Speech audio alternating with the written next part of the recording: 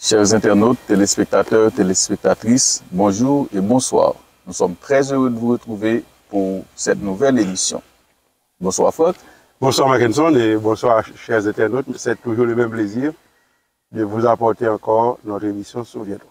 Ok. Aujourd'hui, j'aimerais que nous poursuivions avec l'histoire du déluge.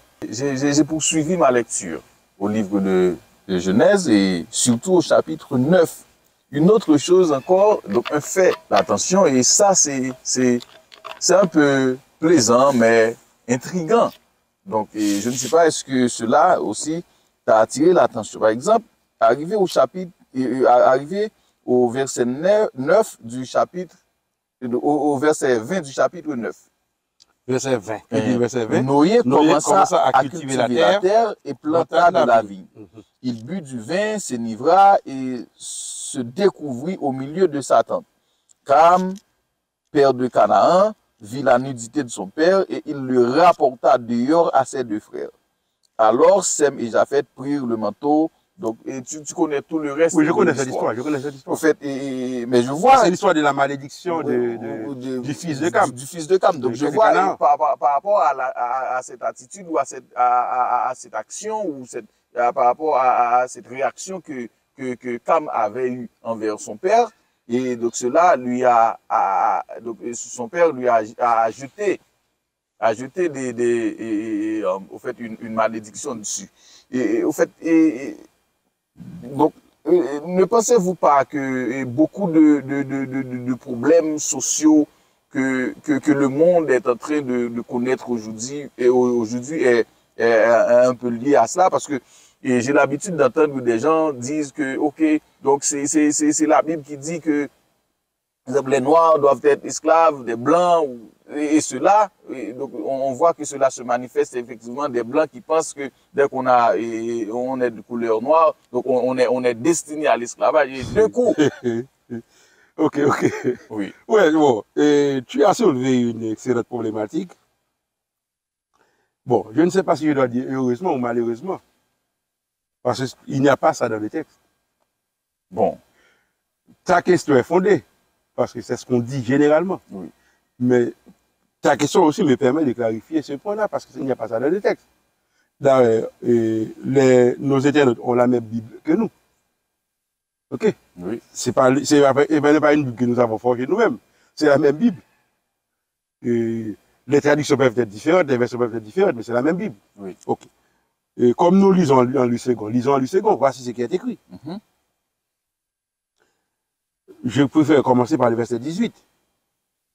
Les fils de Noé qui sortirent de l'arche étaient Sem, Cham ou bien Cam. Oui. Parce qu'on prononce Cam. Oui, on prononce chez Cam nous. généralement. Okay. Sem, Cam et Japheth. Donc Noé avait 3 fils. C'est pour ça qu'ils étaient 8. Noé et sa femme, ça fait 2. Ses 3 fils, 5. Et comme ils étaient mariés, donc ça fait 8. Ok, avec leurs épouses, ça fait 8. Cam fut le père de Canaan. Ce sont là les 3 fils de Noé, et c'est leur postérité qui peupla toute la terre. Maintenant, je suis au verset 20. Noé commence à cultiver la terre, etc. Il planta de la vigne, il but du vin, s'enivra, et se découvrit au milieu de sa tente. Cam, père de Canaan, vit la nudité de son père, et le rapporta d'ailleurs à ses 2 frères. Alors Sem et Japheth prirent le manteau, le mirent sur leurs épaules, marchèrent à reculons, et couvrirent la nudité de leur père. Comme leur visage était détourné, ils ne virent pas la nudité de leur père. Maintenant, le verset 24 dit, lorsque Noé se réveilla de son vin, il a appris ce que lui avait fait son fils cadet, et il dit, maudit soit Canaan. Donc le premier constat à faire, c'est que Noé n'a pas maudit Cam. Okay? Le texte nous dit, c'est Cam qui a vu la nudité de son père qui était ivre, parce que Noé avait cultivé des raisins. Oui. Et il a utilisé des raisins pour faire produire du vin. En buvant du vin, il s'est saoulé. Donc il est ivre, il s'est enivré. Et maintenant, il a perdu le contrôle de lui-même. Et il s'est dénudé, il s'est déshabillé.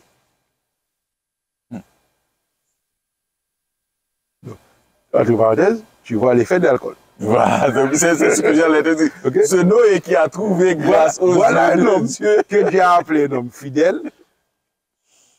Ok, un homme fidèle dont de qui Dieu rend témoignage, parce qu'il était juste, et c'est pour cela qu'il a trouvé grâce aux yeux de Dieu. C'est-à-dire, il est un pécheur, mais il a essayé de marcher selon la voie de Dieu. Et c'est pour cela que Dieu l'appelle un juste. Parce que les gens doivent comprendre ça aussi. Lorsque la Bible parle d'un homme comme juste, ça ne veut pas dire qu'il n'a pas péché. Parce que tous sont péchés, ils sont privés de la gloire de Dieu. Tous. Cependant, ceux qui pêchent et qui reconnaissent qu'ils sont des pécheurs et qu'ils ont besoin de sauveur, donc qui font comme Abel et qui ne font pas comme Caïn, mais ceux-là sont considérés comme justes devant Dieu. Tu vois comment Dieu est bon? Bah oui. Même si tu pêches, pourvu que tu reconnaisses que tu es un pécheur et que tu demandes sa grâce, il dit que tu es juste. C'est-à-dire, la justice n'est pas de toi, la justice est de lui. Il te donne sa justice et tu deviens juste. Donc la justice de Dieu, ce n'est pas quelqu'un qui te juge. La justice de Dieu, c'est quelqu'un qui te justifie. Qui fait de toi un homme juste. Dieu, il est merveilleux. Voilà. Ok, nous fermons cette parenthèse. Noé, donc cet homme juste, s'est enivré de vin et il a perdu le contrôle de lui-même. Donc tu vois pourquoi celui qui sert Dieu ne veut pas goûter à l'alcool? Je comprends, oui. Donc il y a des gens qui pensent qu'on peut boire avec modération. Il n'y a pas de modération de l'alcool. Okay? C'est scientifiquement prouvé. C'est pas seulement ce que je vais te dire qui le dit. C'est la science même qui prouve qu'il n'y a pas de modération de l'alcool. Même si tu prends une fourchette d'alcool, je ne dirais pas une cuillerée. Oui. Même si tu prends une fourchette d'alcool, ça peut te renverser. Ça peut te renverser. Il n'y a pas de modération de l'alcool. Cette question de boire avec modération, ça n'existe pas. On boit ou on ne boit pas. Il n'y a pas de modération de l'alcool. OK? Eh bien, Noé s'est découvert. Et lorsqu'on lui a rapporté, il s'est réveillé de l'alcool, maintenant il n'est plus sous. On lui dit, voici ce que Cam a fait. Mais remarque que Noé n'a pas maudit Cam. Ça n'a pas attiré ton attention? Bon, voilà, mais peut-être que tu Noé est réveillé, il regarde. On lui dit, voici ce qui est passé. Ok, il regarde, maintenant il voit Sem, Cam, et Japheth. Il veut maudire quelqu'un. Mais il n'y a personne ici pour maudire. Pourquoi? Le verset premier nous donne la réponse. Que dit le verset premier? Dieu bénit Noé et ses fils. Est-ce que tu peux maudire ce que Dieu a béni? La Bible nous dit que l'Éternel est béni pour l'éternité. Je crois que c'est 1 Chronique 17, verset 27. Oui, c'est ça. 1 Chronique 17, verset 27. Parfois les versets viennent, parfois ils refusent de venir. 1 Chronique 17, verset 27 nous dit ce que bénit l'Éternel est béni pour l'éternité. Dieu bénit Noé et ses fils. Cam était déjà béni. Noé ne pouvait pas maudire Cam. Qu'est-ce qu'il a fait? Il a maudit quelqu'un qui n'est pas encore né. Je ne sais pas si tu comprends. Parce à ce moment-là, où Noé était à peine sorti de l'arche, il a commencé à cultiver. Cam n'était pas encore né. Et Canaan n'était pas encore né. Ok? Donc, la malédiction que Noé a prononcée, c'est une malédiction prophétique. Est-ce que tu vois noir dans ce texte que nous venons de dire? Non. Non. Bon, comment quelque peut-il évoquer ce texte pour dire que Dieu a maudit les Africains, il a maudit les Noirs, et il a dit que les Noirs doivent être esclaves des autres? Et où est-ce que quelqu'un trouve ça dans les textes? Parce que, pour commencer, Canaan n'est pas noir. Canaan n'est pas africain, il n'est pas noir. Et c'est Canaan qui est un descendant de Noé qu'il a maudit. C'est pas Cam. C'est pas Cam. Donc, il n'y a pas de place pour le racisme dans ça. Le racisme, c'est une invention du péché. Je suis content de ta question. Parce que ça me permet de faire cette mise au point. Le racisme est une invention du péché. C'est le péché qui produit le racisme. Le racisme n'existe pas dans la Bible. Dans la bouche de Dieu, tu ne trouveras jamais de racisme. Dieu n'établit jamais. Je pense que tu vois comment j'insiste. Tu insistes sur le mot jamais. Dieu n'établit jamais de distinction entre les humains sur la terre à partir de leur couleur de peau. Jamais. Comment tu l'expliques? Ok. Voici comment Dieu établit, je vais te montrer comment Dieu établit la distinction entre les hommes.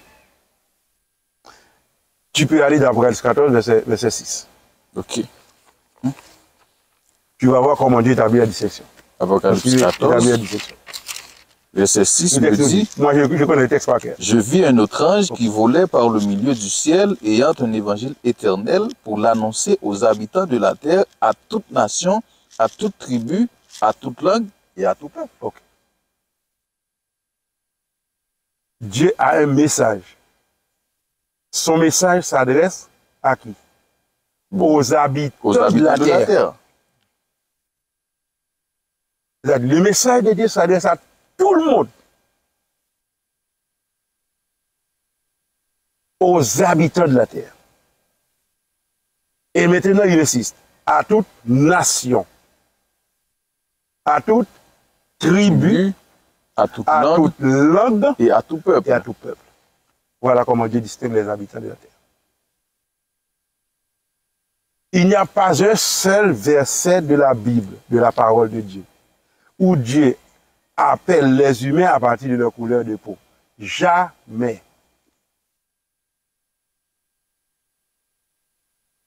La couleur de peau est un besoin de la nature. Ok? Lorsque, à partir de Péleg, divisé, séparé, il y a eu la dérive des continents,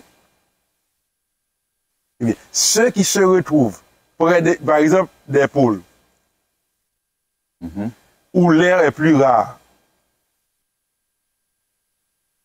eh bien, eux-mêmes, premièrement, parce que là, ils se retrouvent dans un endroit où on dirait, j'allais dire, il n'y a presque pas de soleil. Pas parce qu'il n'y a pas de soleil, mais tu comprends ce que je veux dire. Oui, je comprends. Où le soleil ne brille pas dans toute sa force. Comme c'est le cas pour nous. Eh bien, ces gens-là n'ont pas besoin de beaucoup de mélanine. Qu'est-ce qui arrive? Ils se tendent à développer la peau blanche. Tandis que ceux qui se retrouvent là où le soleil frappe de toute sa force, de toute sa vigueur, ils ont besoin d'une peau foncée pour pouvoir résister au soleil et ne pas mourir, et ne pas tomber malade. Et ces gens-là ont développé beaucoup de mélanine. Donc c'est la quantité de mélanine qui établit la différence des couleurs. C'est pas Dieu qui est raciste. Donc c'est la nature qui a provoqué cela. Là où vit cette personne, elle a besoin de mélanine. C'est-à-dire la mélanine est une bénédiction pour Dieu, pour la personne. Donc la mélanine, ce n'est pas l'expression d'une malédiction. C'est une bénédiction parce que sans mélanine, la vie aurait été très difficile pour cette personne-là de résister dans ce milieu. Donc, là, quelle est la meilleure peau à avoir du point de vue de la nature? C'est la peau noire, la peau foncée. Parce que la peau foncée s'adapte beaucoup plus facilement aux variations des températures. Donc, avoir la peau foncée n'est pas une malédiction. Du point de vue de Dieu, du point de vue de la Bible. Mais du point de vue de l'ordre social qui est établi, ça c'est une autre question. Que faut-il entendre par ordre social? C'est-à-dire du point de vue de la manière dont les hommes eux-mêmes s'organisent. Par exemple, dans ce système que nous connaissons aujourd'hui, que l'on appelle capitalisme, du point de vue du capitalisme, parce que le capitalisme est fondé sur le racisme. Le capitalisme est fondé sur l'exploitation des travailleurs. Il est fondé sur l'exploitation des Noirs par les Blancs. Il est fondé sur l'exploitation des femmes par les hommes. Il est fondé sur l'exploitation. Le capitalisme a besoin de l'exploitation. Maintenant, le capitalisme exploite les différences de couleurs, les différences de ce qu'il appelle race, parce que la race n'existait pas. OK? La race n'existe pas. La race est une invention humaine. La race, du point de vue de la nature, il y a une seule race. D'ailleurs, la Bible le dit dans Actes des Apôtres, chapitre 17. C'est le verset 26. OK? Acte 17, chapitre 17, c'est l'apôtre Paul, le grand philosophe, OK? Grand apôtre, grand prédicateur de l'évangile, OK? Qui s'est retrouvé à Athènes au milieu des philosophes comme lui. Eh bien, il leur a dit, il a fait que tous les Dieu hommes, a fait que tous les hommes sortis d'un seul sang, habitassent sur toute la surface de la terre. Oui, ok. Donc sortir d'un seul sang, de toute manière. Dieu a fait que tous les hommes, tous les humains, sortis d'un seul sang, habitassent sur toute la terre. Et il a déterminé la durée de leur vie et les limites de leur habitation. Donc, ce que la Bible connaît, c'est que tous les hommes sont issus d'un seul sang. Mais comme nous l'avons dit, Dieu n'a pas créé bulldog, chihuahua, et berger allemand, et toutes les variétés de chiens que nous connaissons. Dieu a créé une paire de chiens, et cette paire de chiens a donné toutes les variétés de chiens que nous avons sur la terre. De même, il a créé une paire de félins, et cette paire de félins a donné le lion, le tigre, le léopard, le guépard, etc. Oui. Toutes les variétés que nous avons, que nous voyons sur la terre. Mais Dieu a créé Adam et Ève. Il a eu le déluge qui a entraîné la disparition des habitants de diluviens. Mais Noé et ses 3 fils, plus leurs 3 épouses respectives, eux-mêmes ont repeuplé la terre. Avec la dérive des continents, et la terre s'est divisée. Eh bien, dans l'ADN de Noé, dans l'ADN de ces trois garçons, dans l'ADN de leurs épouses, il y avait déjà inscrit génétiquement toutes les possibilités de variations nécessaires pour donner le chinois, l'asiatique en général, pour donner le japonais, le chinois, l'indien, parce que pour nous autres, c'est la même chose, mais pour eux, c'est pas la même chose. Okay? Lorsque les Chinois voient un Japonais, ils voient la différence. Toi, tu ne vois pas parce que tu n'es pas habitué avec ça. Oui. Donc, pour donner cette variation-là, pour donner le Caucasien, l'Européen du Nord, etc., et pour donner le Noir africain, etc., il y a tout ça dans l'ADN du premier couple que Dieu a créé. Mais dans le texte de Genèse 9, il n'y a rien qui s'adresse aux Noirs. La malédiction n'a même pas été prononcée sur Cam. Elle a été prononcée sur son fils, 3e génération. Parce que pour maudire, il ne peut même pas maudire la 2e génération. Il a été obligé de maudire la 3e génération. Parce que lorsque Dieu bénit, tu comprends? Oui, je comprends. Tu vois la logique de Dieu. Donc c'est la même logique. Donc Noé ne pouvait même pas bénir la 2e génération. Parce que Dieu avait déjà béni la première, et lorsque Dieu bénit, la première est bénie, la deuxième est bénie, la troisième est bénie aussi. Donc, la malédiction a été prononcée sur Canaan qui sera, c'est-à-dire, c'est comme si Dieu permet à Noé de voir ce qui va se passer. Et de manière prophétique, avant même que la chose arrive, Noé prononce la malédiction. Et Canaan n'est même pas noir. Canaan n'est même pas noir. Parce que la région qui sera peuplée par la suite et qui portera le Canaan ne se trouve pas en Afrique, ça se trouve au Moyen-Orient. OK? Parce que ce qui va arriver, si tu profites pour lire la généalogie des enfants de Noé, tu vas voir que Japheth, c'est lui qui va peupler les régions comme la Grèce, l'Europe, la Chine. Ce sont ses descendants qui vont peupler ces régions-là. Et Sem, lui-même, ses descendants vont peupler des régions comme, je dirais, ce qu'on appelle aujourd'hui la Palestine, Israël, et toute cette zone du Proche-Orient, Moyen-Orient. Et puis, les descendants de Cam, on va les retrouver dans la zone qui est dans le peuple Canaan. On va les trouver aussi en Afrique. OK? Mais Canaan lui-même qui a reçu la malédiction, il n'est pas africain, il n'est pas noir. OK? Donc, la malédiction ne pouvait en aucun cas s'adresser au peuple noir. Ça, c'est une instrumentalisation du texte biblique avec un esprit méchant. Pourquoi? C'est que, comme les gens croient en la Bible, et beaucoup de gens ont tendance à croire sans examiner, au point que certaines personnes, notamment ceux qui ne croient pas en la Bible, pensent que c'est comme si c'était une recommandation de la Bible d'être un imbécile pour pouvoir être chrétien. Alors que c'est exactement le contraire qui est recommandé de Dieu. Ce que Dieu dit, par exemple, c'est venez et plaidons. OK? Venez et plaidons. Ça signifie quoi? Viens, assieds-toi, ou bien allons marcher. Discutons. Parce que, généralement, Dieu préfère dire allons marcher. C'est ce qu'il avait dit à Job. OK? Saint-Terrain, c'est-à-dire allons marcher. Je vais te poser des questions, tu vas me répondre. Donc, Dieu ne te demande jamais de quoi sans comprendre. Dieu te dit, venez et plaidons. C'est-à-dire, je vais avancer mes arguments pour défendre mon point de vue. Toi, tu vas avancer tes arguments pour défendre ton point de vue. Si tu es capable, tu me convaincras. Sinon, je te convaincrai. Donc, Dieu est un bon et un grand scientifique. Justement, c'est ce que Dieu dit à son enfant. Venez et plaidons. L'analyse. Hein? OK, venez et plaidons. C'est-à-dire, Dieu ne te demande pas de quoi sans comprendre. Mais comme on constate que beaucoup de gens laissent les autres lire la Bible à leur place, pour eux, notamment, c'est ce qu'on a fait dans l'histoire, notamment dans l'histoire du catholicisme.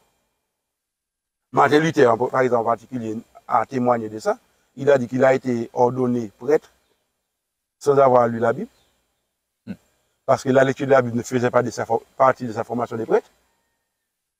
Il n'était pas obligatoire pour lui d'étudier la Bible, de lire la Bible pour être prêtre. Donc, ça ne faisait pas partie de sa formation. Il a été ordonné prêtre sans avoir lu la Bible. Qu'est-ce qu'il faisait dans les messes? Eh bien, il lisait ce qui lui a été envoyé directement du Vatican. Parce que, jusqu'à aujourd'hui, eh bien, dans les messes, tout le monde lit la même chose. La même chose. Donc, ce n'était pas obligatoire. Donc, avec cette tradition, les gens ont fini par croire que l'esclavage se trouve dans la Bible, parce que les esclavagistes ont utilisé la Bible pour fonder leur supériorité présumée sur les peuples qui étaient réduits. Pour coloniser les autres. Coloniser les autres. C'est ce qu'ils ont fait. Donc, lorsqu'ils ont inventé l'esclavage vers le 15e, 16e siècle, ils ont essayé de donner à l'esclavage une base biblique.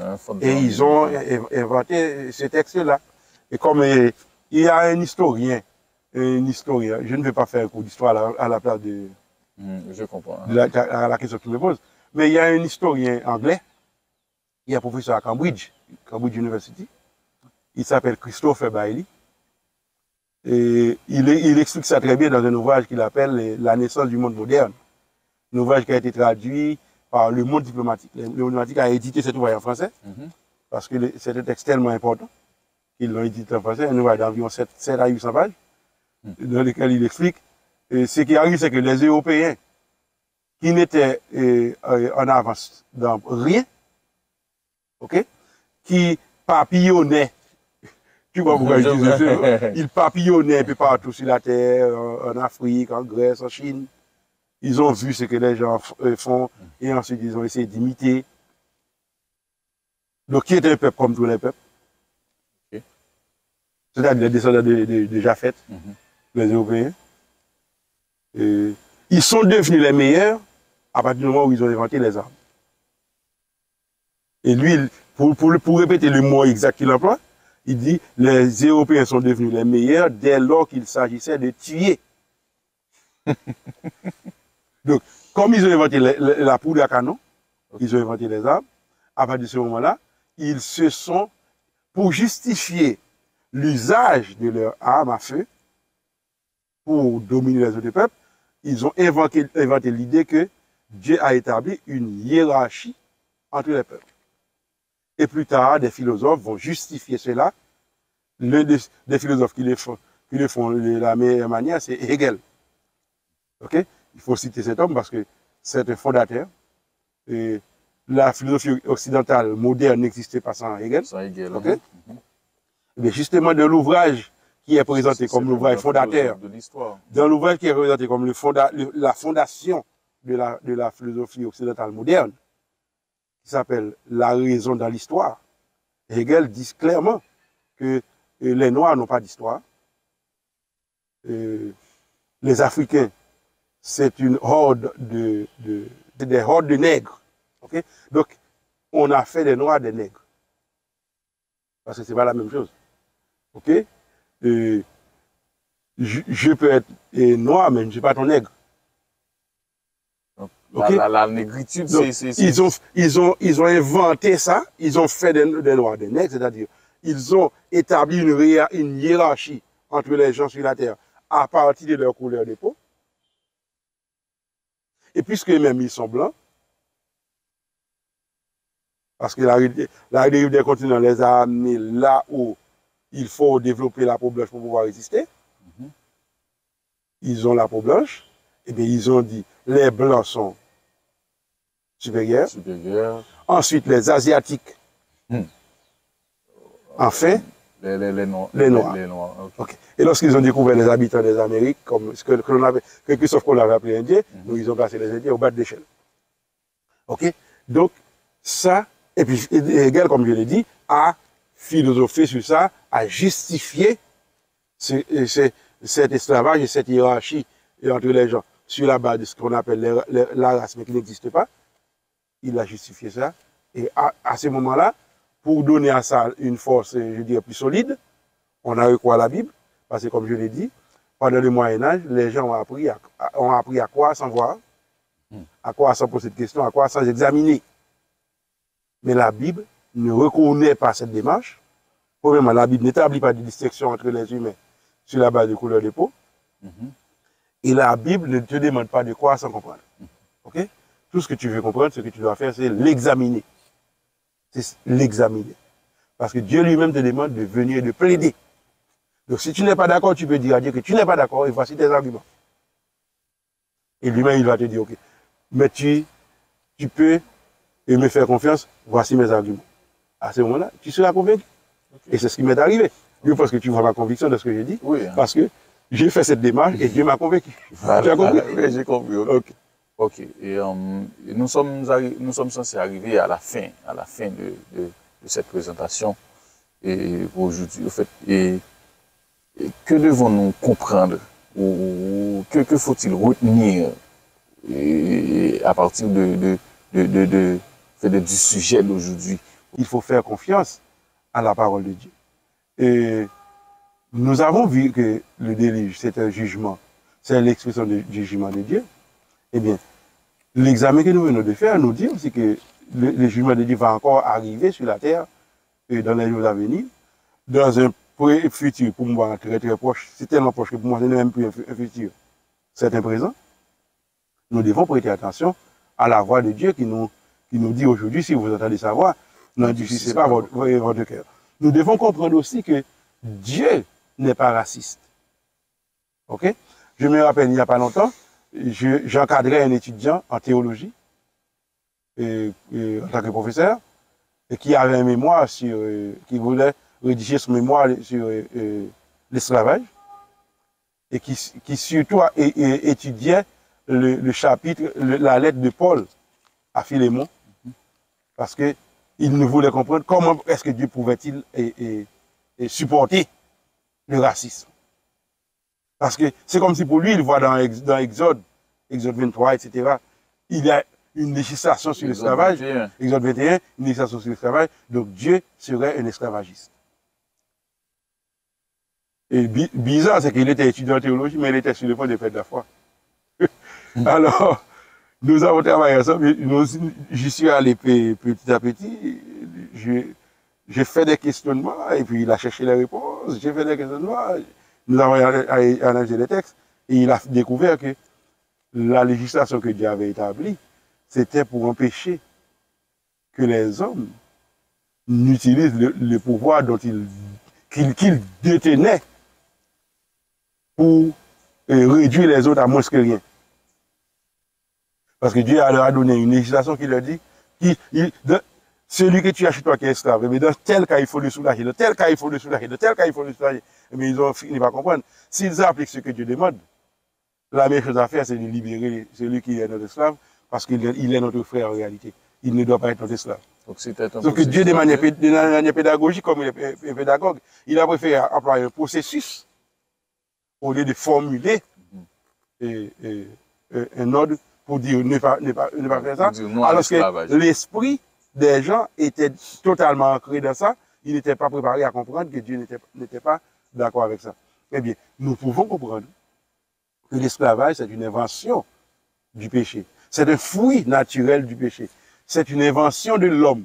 Parce que l'homme lui-même est né dans le péché et l'homme n'a que le péché dans son cœur. C'est pour cela qu'il y a l'esclavage. Mais que Dieu n'est pas d'accord avec l'esclavage et que jamais il ne sera d'accord avec l'esclavage. Et ce que Dieu établit comme dissection, c'est langue. J'espère que la prochaine fois, tu vas me demander de te parler de la tour de Babel pour voir l'origine. Okay. Donc tu comprends là que Dieu établit la dissection sur la base de la langue, de la tribu, des nations, des peuples, mais jamais sur la base de la couleur de la peau. Par exemple, tu sais qu'il y a des gens qui pensent que dans la Bible, le péché est quelque chose de noir. Alors que dans la Bible, ce que l'on voit, c'est que la Bible dit si vos péchés sont rouges comme le cramoisi. C'est-à-dire la couleur du péché de la Bible, c'est rouge, c'est pas noir. Tu comprends? Donc, ce qui est bizarre, c'est le fait que des gens qui ont la Bible en main, et même qui se retrouvent, qui peuvent être racistes. Mais en réalité, raciste et chrétien, c'est deux mots qui ne peuvent pas aller dans une même phrase. Parce que ces deux mots-là sont antinomiques. Il n'y a pas moyen d'être chrétien, de croire en Dieu, de servir Dieu et d'être raciste. Si quelqu'un fait ça, c'est qu'il utilise la crédulité des gens et sur cette base, il utilise la Bible pour établir son système. Ou bien il est un victime ignorant, à ce moment-là, c'est autre chose, c'est un autre débat. Je crois qu'il y a toutes ces leçons que l'on peut tirer et les autres, je les garde pour moi, comme je l'ai dit. Parce que ça fait longtemps que nous sommes avec nos internautes, nous devons les soulager. Ok, d'accord. Et merci Franck, c'était vraiment intéressant comme toujours. Et vous, chers internautes, nous vous remercions de votre fidélité à cette émission, à Souviens-toi. Nous vous donnons rendez-vous la semaine prochaine. Et cette fois, nous allons discuter, Franck, de la tour de Babel. Et n'oublie surtout pas qu'ici, c'est Souviens-toi.